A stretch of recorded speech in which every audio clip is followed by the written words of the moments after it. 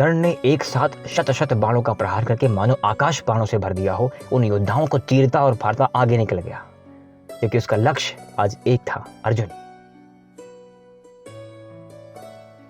नमस्कार मित्रों, श्री महाभारत के कर्ण पर्व में 47 अध्याय समाप्त हो चुके हैं और हमारे यहाँ फिलहाल थोड़ी सी बारिश हो रही है, तो ये आनंद मुझे मिल रहा है।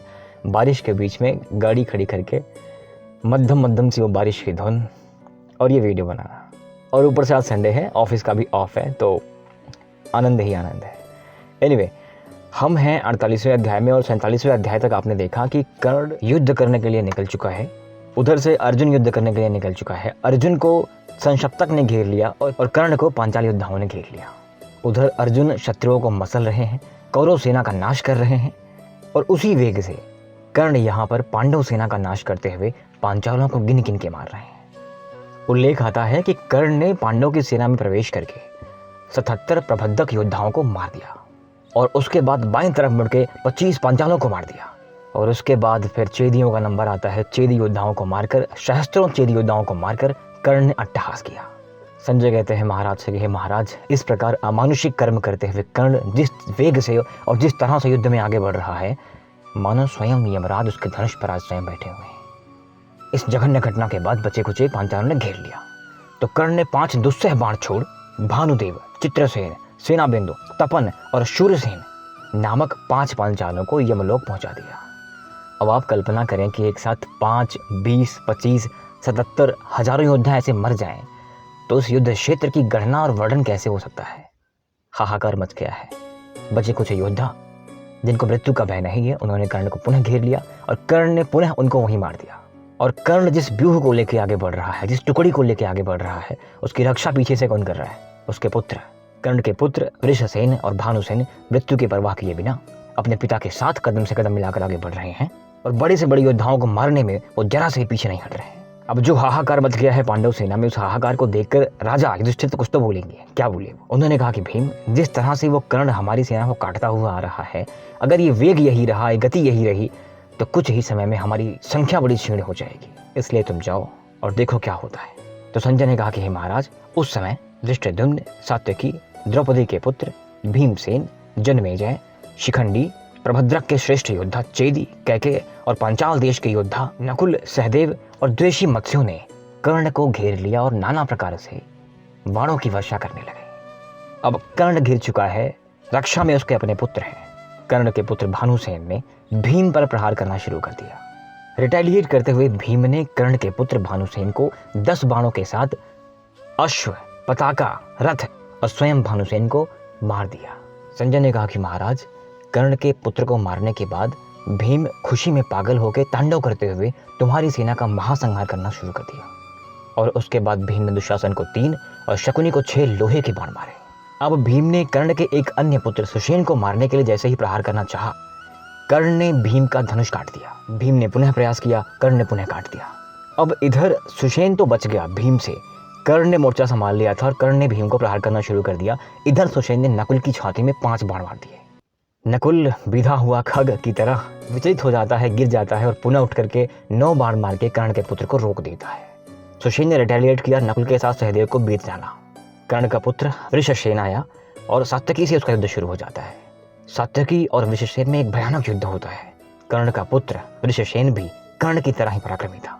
पहले सात्यकी ने प्रहार करते हुए वृषसेन के धनुष को काट दिया, घोड़े मार दिए, और वृषसेन ने प्रहार करते हुए सात्यकी को बीत डाला। सात्यकी ने पुनः रिटेलिएट किया और कर्ण के पुत्र के रथ को तोड़ दिया। एक पल के लिए कर्ण के पुत्र वृषसेन को मूर्छा आई। अब वो रथ विहीन था।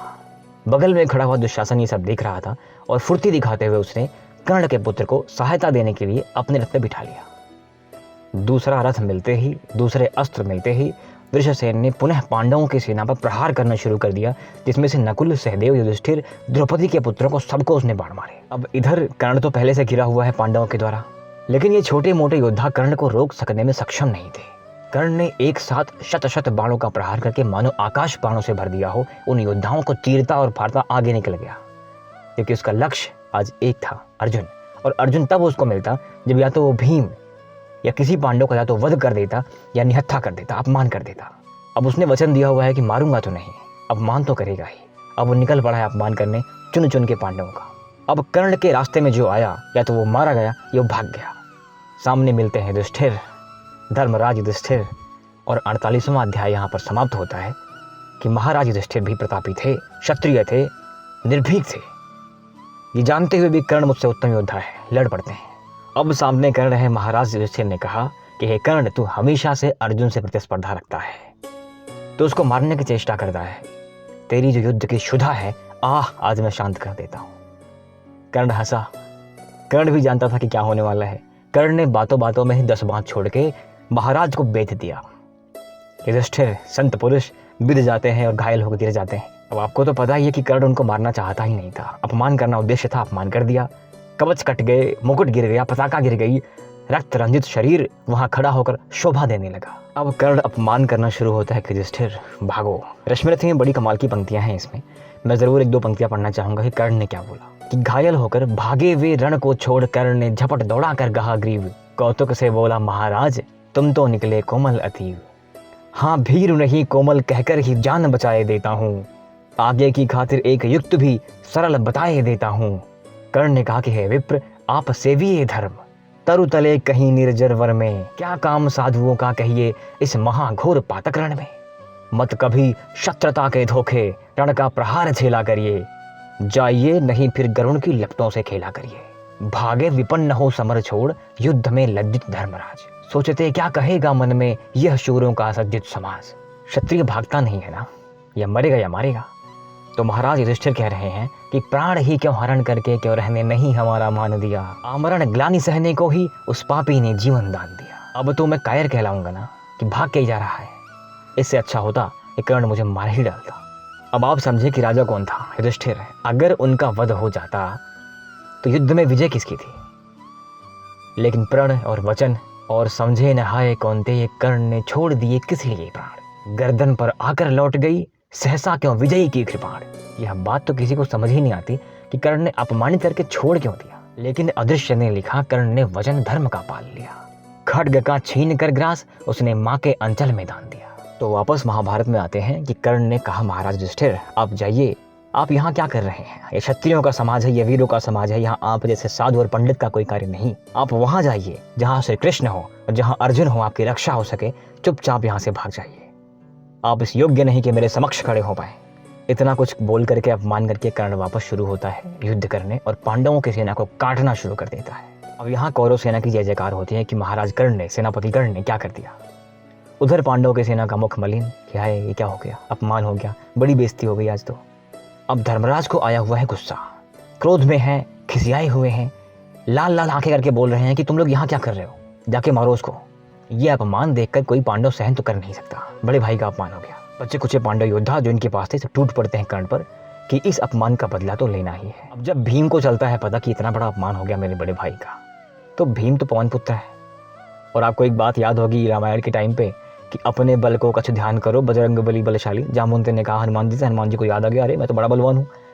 हनुमान जी यहाँ से कूद के लंका पहुँच जाते हैं। तो बल तो इनके पास भी कम नहीं है, 10 सहस्त्र गज बल है। अब क्रोध आया हुआ है, पूरा बल लगा दिया इन्होंने और कौरव की सेना को दबाते हुए पीसते हुए निकल पड़ते हैं कि अब जो मिलेगा काट दिया जाएगा। सामना हो ही जाता है उस कर्ण से जिसने अभी अभी इनके भाई का अपमान किया है। श्री महाभारत के कर्ण पर्व के 50वें अध्याय में इसका विशेष वर्णन है कि कैसे भीम और कर्ण में एक भयानक युद्ध होता है और कर्ण को भीमसेन कैसे घायल करके मूर्छित कर देते हैं। मूर्छित कर देने के बाद शल्य उनको लेकर चले जाते हैं और भीमसेन से शल्य कहते हैं कि तुम्हारे भाई ने इनको मारने की प्रतिज्ञा करी हुई है। तो भीमसेन रुक जाते हैं और यहाँ पे शल्य कर्ण को लेकर चले जाते हैं। तो इति श्री महाभारते कर्ण पर्वाणि कर्ण मूर्छायाः 50 अध्याय, 50वां अध्याय यहाँ पर समाप्त होता है। 51वें अध्याय की शुरुआत होती है। महाराज धृतराष्ट्र संजय से पूछते हैं कि हे संजय, जिस कर्ण को रोक पाना संभव ही नहीं था उसको तो आज भीमसेन ने मूर्छित भी कर दिया। मेरा पुत्र दुर्योधन कहा करता था ये मेरा मित्र अकेला ही पांडवों पर भारी है। तो अब कर्ण को मूर्छित देखकर मेरे पुत्र ने क्या किया, अब संजय ने क्या कहा कि दुर्योधन ने क्या किया। मिलते हैं कल, सपोर्ट करते रहिए मित्रों। जय हिंद।